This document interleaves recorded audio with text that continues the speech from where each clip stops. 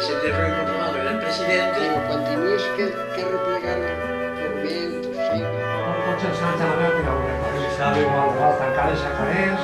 Tenía el polero. ¡Ay, el polero! Entonces els reixos eren els músics de la banda.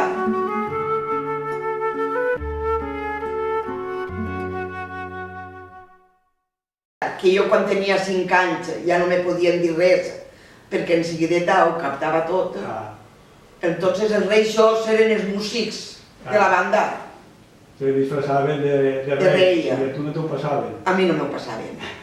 Vingué un any que vingué el rei Miguelón. Tu te'n recordes de Miguelón, el que estava allà en el sequer del tío Simeón? Clar, que me'n recorde.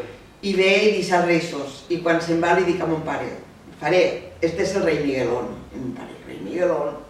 L'han pintat de negre, però igual és el rei Miguelón. I jo vaig sentir contar a ton pare des d'una vegada. Ahir passa. Ja hi passa i no passa res. Ara l'any següent li toca al pare de Blanquera. Sí, també era músic. Ell era l'abanderat. L'abanderat. Sí. I ve a dur-me els reixos i quan se'n va li dic, mira, enguany m'ha tocat el rei abanderat. Mon pare... Ai, quan anaves a tots els assajos, sabies qui eren, els coneixies a tots. Entonces, ahí calla i ja no passa res més.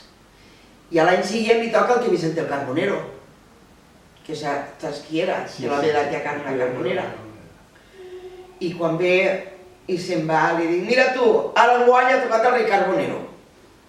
I mon pare, rei Carbonero, jo no l'ha conegut. Enguany el rei Carbonero. I ell se'n va en seguideta, no me fica a mirar els reixos, i se'n va i diu, Vicent, t'ha conegut? Vaig anar a la sorra. Això que ha canviat la veu i tot, diu, però igual té. Ella ja diu, és el rei Carbonero, ni per la veu ni res per la cara. Si duia la barba per ahir, les melenes, ella t'ha conegut. I a l'any següent diu, bueno, enguany hi ha reixos, i per què tenen que dir els reixos si es conec a tots? Mira, ella se'n diu, es conec a tots els reixos. I dic, bueno, ja que ho saps, ja saps que els reixos qui són. Però els teus cosins no els digues, que eren els de la tia Amparitola, un tio Ernesto. Tio Ernesto, Barber. El Barber, que Amparín tenia 5 anys menys que jo i l'altre en tenia 8. Els teus cosins no els ho digues. Com que allà quan venia el dia dels reixos, ens dirà, anem a passejar-se per l'horta.